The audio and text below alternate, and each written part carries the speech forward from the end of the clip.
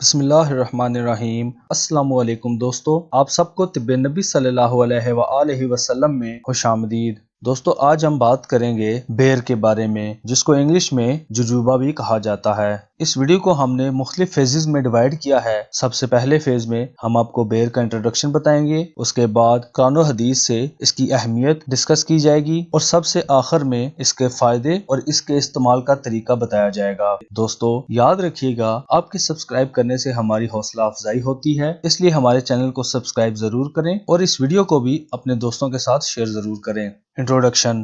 گرم اور صحرائی علاقوں میں بیر ایک عام چیز ہے۔ جنگلوں میں چھوٹے چھوٹے خودرو بیر جھاڑیوں میں لگے ہوتے ہیں، جبکہ کنووں اور چشموں کے کناروں میں بیری کے قداور درخت لگائے جاتے ہیں۔ بیری کا ایک عام درخت 6 میٹر کے قریب بلند ہوتا ہے، جس کی شاخوں میں کانٹے اور گول چمکدار پتے ہوتے ہیں۔ بیر کا اصل گھر چین ہے، جہاں پر اس کے درخت کی لمبائی 9 میٹر تک ہوتی ہے۔ پرانے زمانے میں لوگ بڑے شوق سے اپنے گھروں میں بیریاں لگایا کرتے تھے، جہاں لمبے، زرد اور میٹھے بیر لگتے تھے۔ لیکن پھر وقت کے ساتھ لوگوں کو یہ پھل پسند نہیں آیا۔ موسم میں کبھی کبھی چند دنوں کے لیے ریڑھی پر یہ پھل نظر آتا ہے، لیکن پھر غائب ہو جاتا ہے۔ امریکہ میں بیر کے جوس سے چھوٹی چھوٹی موم بتیاں بنائی جاتی ہیں، جن کو تقریبات میں جلایا جاتا ہے۔ ان کو ججوبا کینڈلز کہتے ہیں۔ اس کے علاوہ بیر سے کئی قسم کی چٹنیاں بنتی ہیں۔ چونکہ ذائقہ میں ایک کھجور سے ملتے جلتے ہیں، اس لیے عرف عام میں ان کو چینی کھجور بھی کہا جاتا ہے۔ بیری کا درخت انسان کو نقصان کرنے والے کیڑوں سے محفوظ رکھتا ہے۔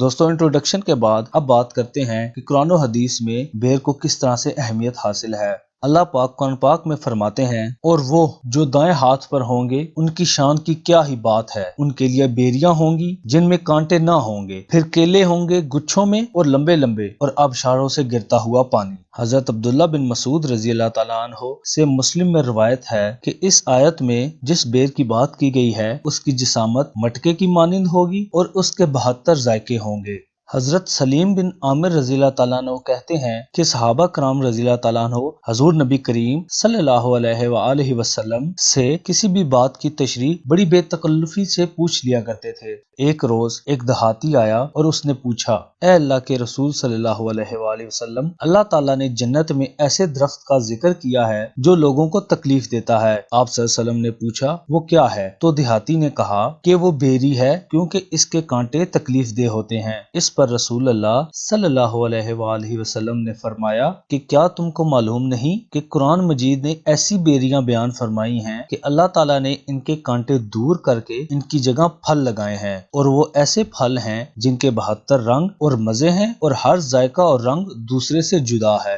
حضرت عبداللہ بن عباس رضی اللہ تعالیٰ عنہ حجۃ الوداع کا ایک واقعہ بیان فرماتے ہیں کہ ہمارے ساتھ نبی کریم صلی اللہ علیہ وآلہ وسلم کے پاس ایک شخص کھڑا تھا۔ اس شخص نے نبی کریم صلی اللہ علیہ وآلہ وسلم کی زبان گرامی سے بیری کے پھل کے یہ اوصاف سنے۔ بیری کے پھل کا کسی اور سے کیا مقابلہ کہ اس کے 3 اہم اوصاف ہیں۔ اس کا سایہ گھنا اور ٹھنڈا ہے، اس کو لذیذ پھل لگتے ہیں، اور اس سے اچھی خوشبو آتی ہے۔ بیر کی تعریف میں محمد احمد ذہبی رحمۃ اللہ علیہ نے راوی کا ذکر کیے بغیر یہ حدیث بیان کی ہے کہ رسول اللہ صلی اللہ علیہ وآلہ وسلم نے فرمایا، حضرت آدم علیہ السلام زمین پر تشریف لائے تو انہوں نے یہاں کے پھلوں میں سے جو پھل سب سے پہلے کھایا وہ بیر تھا۔ یہی حدیث ابن القیم نے بھی بیان کی ہے۔ اب بات کرتے ہیں کہ بیر کے فائدے کیا ہیں اور اس کے استعمال کا طریقہ کیا ہے۔ بیر کا رس نکال کر اسے کھانڈ کے ساتھ پکا کر جو شربت بنایا جاتا ہے وہ پیاس کو تسکین دیتا ہے اور گھبراہٹ کو دور کرتا ہے۔ بیر کھانے سے پیٹ کے کیڑے مر جاتے ہیں اور یہ نظام ہضم کی اصلاح کر کے اسے صحیح حالت پر لے آتا ہے۔ بیر اگرچہ دیر میں ہضم ہوتا ہے، مگر یہ دوسری غذاؤں کو ہضم کرنے میں مددگار ثابت ہوتا ہے۔ یہ جتنا شیریں اور پکا ہوا ہو اتنا ہی مفید ہوتا ہے۔ یہ پیٹ کے سودے نکالتا اور آنتوں کو تقویت دیتا ہے۔ خشک بیروں کو پیس کر ان کے ستو بنائے جاتے ہیں۔ یہ ستو آنتوں سے نکلنے والے خون کو بند کرتے ہیں۔ ان کو ٹھنڈے پانی کے ساتھ پینے سے معدے کی رطوبت خشک ہو جاتی ہے۔ اگر شیر خوار بچے کو موسم گرما میں پیاس زیادہ لگنے لگے تو سوکھے بیر چند گھنٹے پانی میں بھگو کر یہ پانی بچے کو پلائیں، اس سے اس کی پیاس کی تشنگی ختم ہو جائے گی۔ بیر کی گٹھلی کو پیس کر اگر ٹوٹی ہوئی ہڈی والے مقام پر لگایا جائے تو اس سے درد میں کمی آ جاتی ہے اور ہڈی جلد جڑ جاتی ہے۔